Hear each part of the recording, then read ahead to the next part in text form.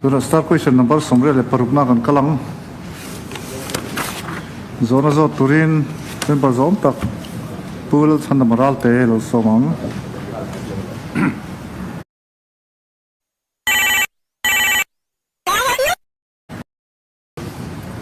Speaker, start question somre le parupna GAD changtu minister min chana tan Mizoram sarkar hian uniform civil code UCC manve tumna anem ine chang turin GAD minister chief minister ni bok pulal do me lo somang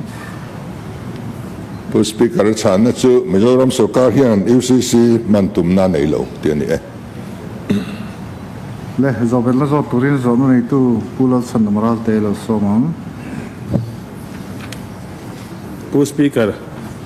manve tumna nei ro thu kan donga lawm khop maya chu tirwa chang kan zo bel duhna chu India rama state pani goa le Uttarakhand ten tuna hian an state assembly ten an pasa man turin ti meka keini hi nakina parliament hian lo pasin min impose tumta selangin memorandum of settlement article 371G kan nei khan hei hi manglo turin min chan thei do nem article 371G akhan no act of parliament applies to Mizoram in the areas of religion or social practice, Mizo customary law and procedure and administration of civil and criminal justice ti kha oma khami mang khan mi a chan thei do nem pani na nikum December sang ni somni le pali khan protected area permit PAP kan ti kum som pali zet li ni to kha central sarkarin Mizoram tele Manipur Nagaland te man turin aron impose thar le a hebi chungcha a hian Mizoram sarkarin enge angai dan kan state then om te chuanin an ri aka an do dala Mizoram hian do dana adei ve to em pathumna free movement regime FMR kan ti kan then om abi takin Myanmar kan u naw te nen kan in kalpo na hun rei tak kan kalphunga kan lo nei thin te India sarkar in ron tidang lama voin nia identity proof te le kal thei chin te po an ti toita ka hian Mizoram sarkar hian hemi chungcha nga hian enge angai dan central sarkara Mizoram sarkar ngai dan athen to em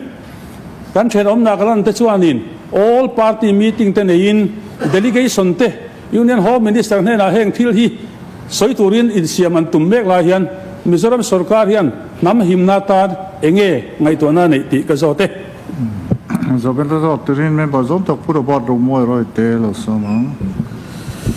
Speaker kalome kan house leader le kan chief minister zone tak GAD minister nibok chana ta na ka zo belna chu hi ni pakhat na chuan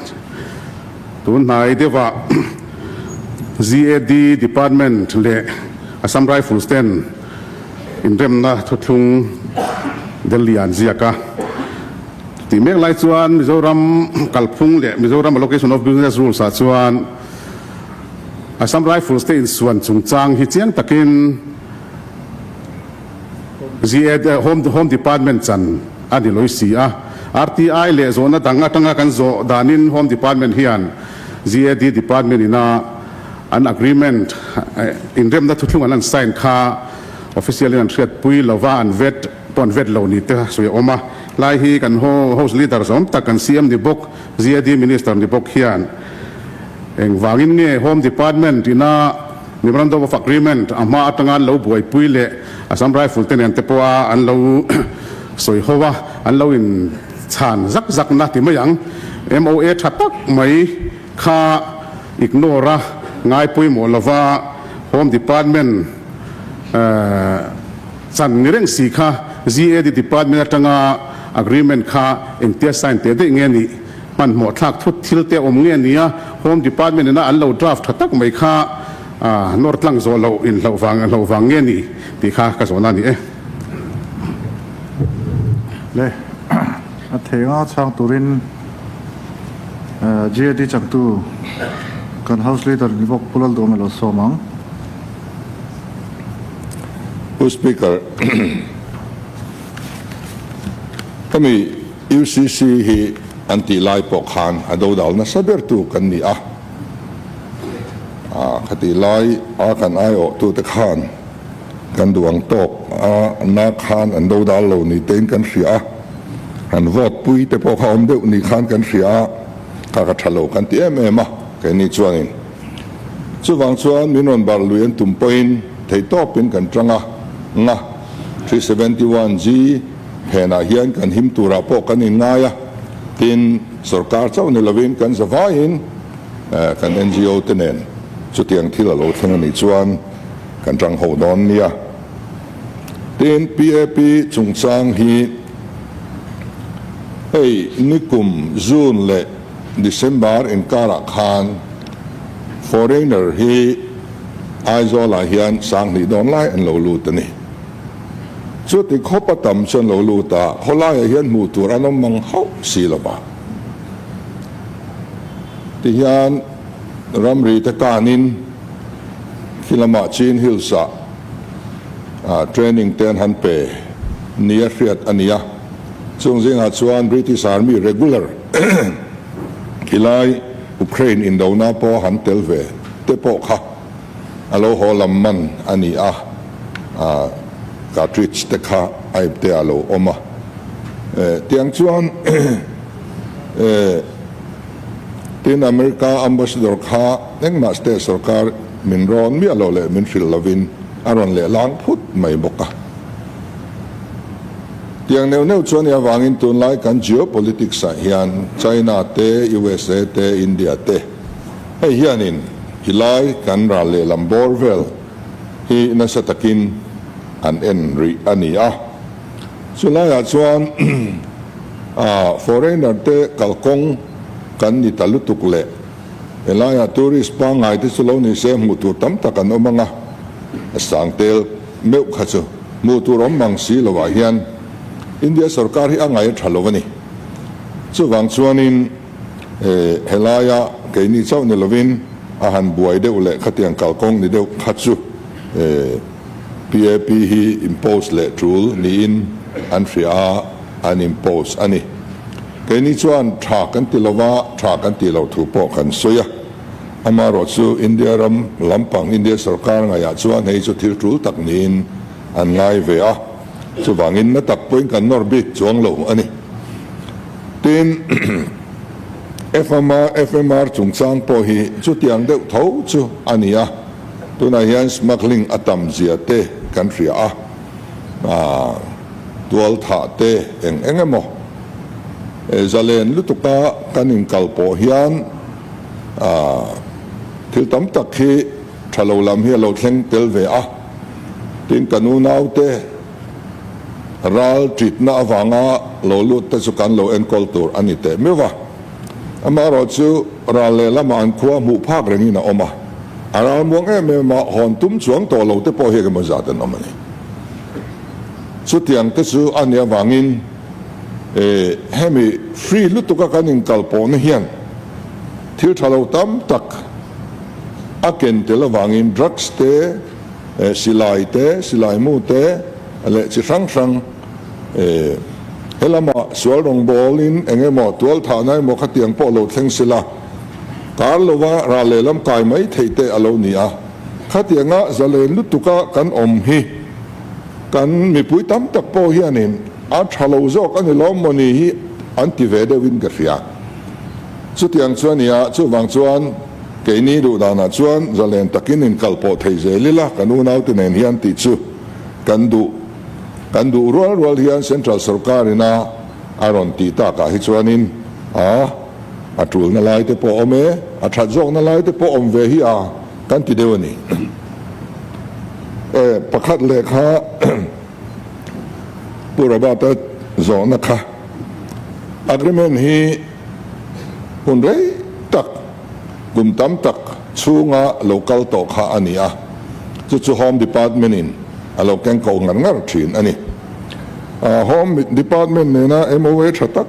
siam kha ante ro kha chu home department ne na emaw an lo siam kha ke ni chon pom tla ka kan ngai lova atharin kan siam ani ti chuan delia Defense Minister te kan hua, Army Chief te kan hua, Home Minister te kan hua, DIB te kan hua, ti chuan kan soya eng ma ziakin kan inkara omlo,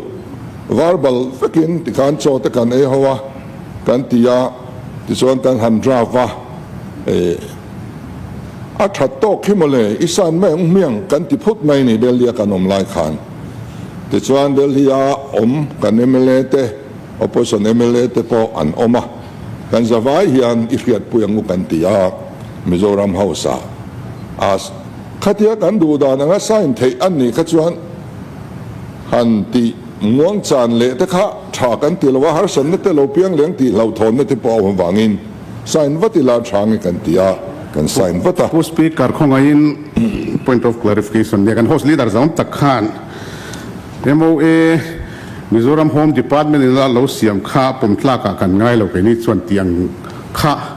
a chiar lo em moni o ka tia tin tuna ziah na kulaya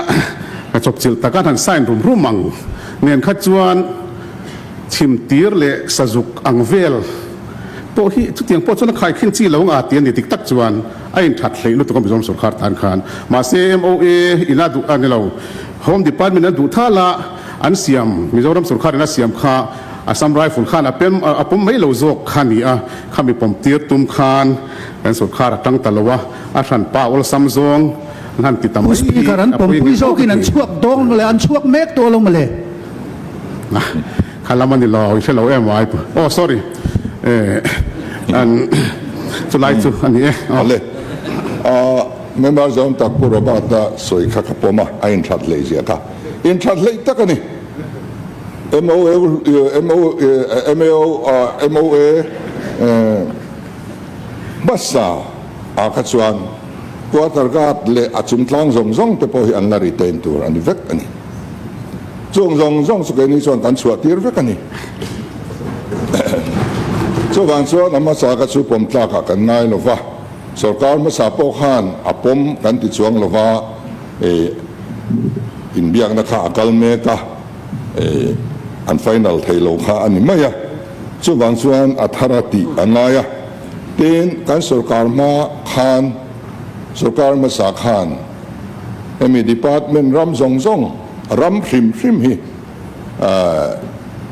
sarkar ram kan han ti bi ka hi ziah ko ta alo da to ni chu wang chuan tu na hian in centralize ania department ina mun ma an nei ang zong hi an lu ani maya anei tu le akol to chu ziah ani to a chu wang chuan in Assam Rifle ram chu san tur po hi ziah ko ta om tur ania ei sarkar ma sa malak na kan chun zom na ani mai